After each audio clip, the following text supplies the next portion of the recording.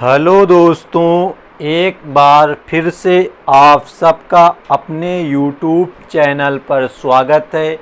तो दोस्तों, आज की वीडियो में हम आपको कक्षा 10 के सब्जेक्ट मैथमेटिक्स की प्रश्नावली 1.2 के कुछ इम्पोर्टेंट प्रश्नों को हल कराएंगे। तो देखते हैं आज की वीडियो का प्रश्न नंबर 1। तो हमारा प्रश्न नंबर 1 कह रहा है, निम्नलिखित संख्याओं को अभाज्य गुणनखंडों के गुणनफल के रूप में व्यक्त कीजिए। ये सभी प्रश्न आपके NCERT बुक के हैं, तो आप लोग इन प्रश्नों को अवश्य तैयार करें। तो इसमें जो हमारे पास प्रश्न नंबर 1 में 5 पार्ट दिए गए हैं, उन सभी के अभाज्य गुणनखंड को गुणनफल के रूप में हमको लिखना है। तो फर्स्ट पार्ट में लिखा है 140। कितना लिखा है फर्स्ट पार्ट में? क्वेश्चन नंबर 1 का फर्स्ट पार्ट लिखा है 140। तो आपको 140 के अभाज्य गुणनखंड बताने हैं। इसी प्रकार सेकंड में तुम्हारा लिखा है 156। थर्ड, तो थर्ड में लिखा है 3825।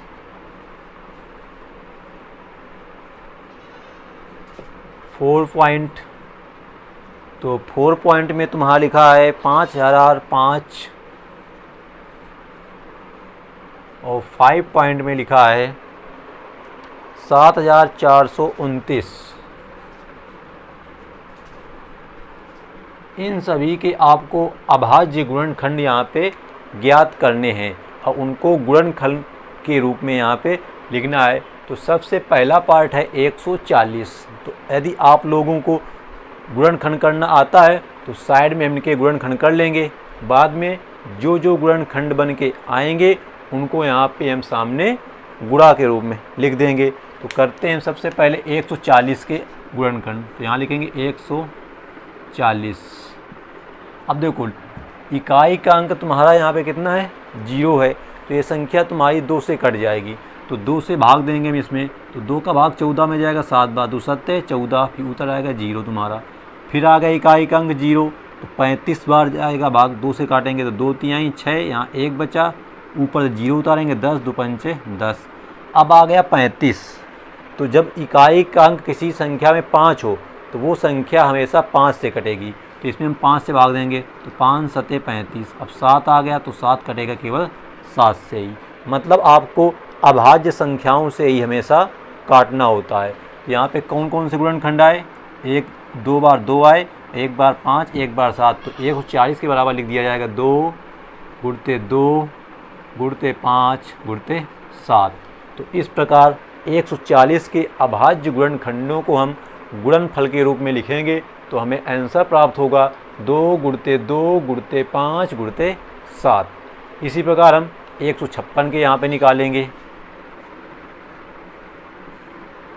तो इकाई का अंक है यहाँ पे 6।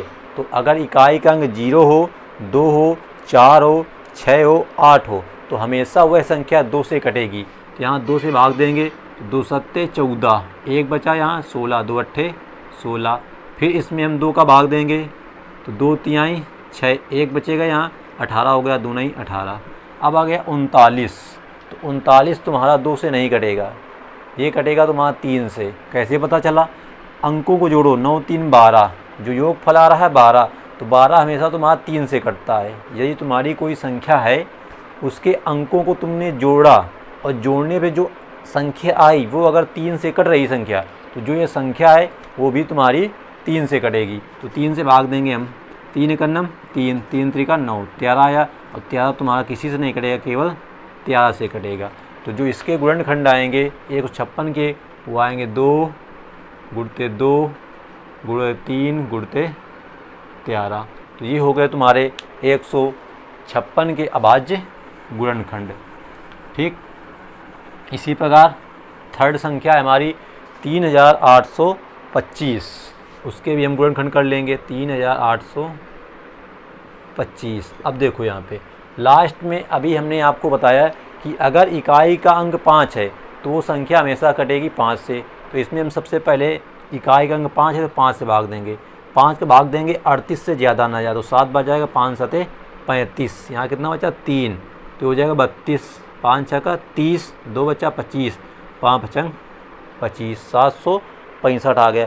फिर इसको हम एक बार 5 से काटेंगे क्योंकि इकाई का अंक 5 है अभी, तो 5 का नम 5, यहाँ 2 बचा 26, 5 पचंग 25, 1 बचा 15, 5 तेई 15। अब आ गया 153, तो 153 तो वहाँ 3 से कटेगा क्योंकि 5 3 8 और 1 9, अंकों का जोड़ आया 9, 9 तुम्हारा 3 से कट जाता है तो 3 का भाग देंगे तो 3 है 15, 3 का नम 3। आ गया 51, फिर ये 3 से भी कटेगा तो 3 का नम 3, 2 बचा 21, 3 सते 21, अब 17 कटेगा तुम्हारा केवल 17 से। मतलब जो इसके गुणनखंड आएंगे वो आएगा 2 बार 5, 2 बार 3 और 1 बार 17। तो हम देखो लिखेंगे किस प्रकार, सबसे पहले छोटे गुणनखंड लिखना, कितना 3 गुणते 3 गुणते फिर 5 गुणते 5 गुणते फिर से 17। ये आ गए तुम्हारे 3825 के अभाज्य गुणनखंड, 2 बार 3, 2 बार 5 और 1 बार 17। ठीक, इसी प्रकार हम 5005 के अभाज्य गुणनखंड भी यहाँ पे करेंगे। 5005, तो यहाँ भी देखो इकाई का अंक कितना है 5 है, तो सबसे पहले इसको 5 से ही काट लेना, तो 5 का नम 5, 0 आ जाएंगे 2, 5 का नम 5, कितना बचा 1001। अब 1001 बचा तो ये तुम्हारा किस संख्या से कटेगी, ये तुम्हारा 3 से कटेगी नहीं, 5 से भी नहीं कटेगी, तो 7 से देखो शायद 7 से कट जाएगी, तो 7 से भाग देंगे तो 7 का नम 7, यहाँ बचा 3, 30 हो गया, 7 चौको 28, 2 बचा 21, 7 त्रिका 21, कितना आया 143। अब देखो ये तुम्हारी जो संख्या है 143, ये 7 से नहीं कटेगी क्योंकि 7 दूनी 14, 3 बच जाएगा शेष। तो देखेंगे 11 से, तो 11 का नम 11, 3 बचा 33, 11 तेई 33 और 13 कटेगा तुम्हारा 13 से एक बार। तो जो गुणनखंड आएंगे तुम्हारे 5005 के वो आएगा 5 गुणा 7 गुणा 11 गुणा 13, मतलब 5 गुणा 11 यानी 5 गुणते 7 गुणते 11 गुणते 13। तो ये हो गए तुम्हारे 5005 के अभाज्य गुणनखंड।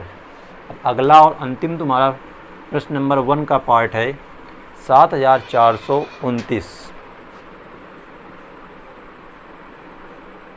अब देखो ये किस संख्या से कटेगी, 2 से तो कटेगी नहीं, अब 3 से कटेगी कि नहीं कटेगी इसका चेक कर लो।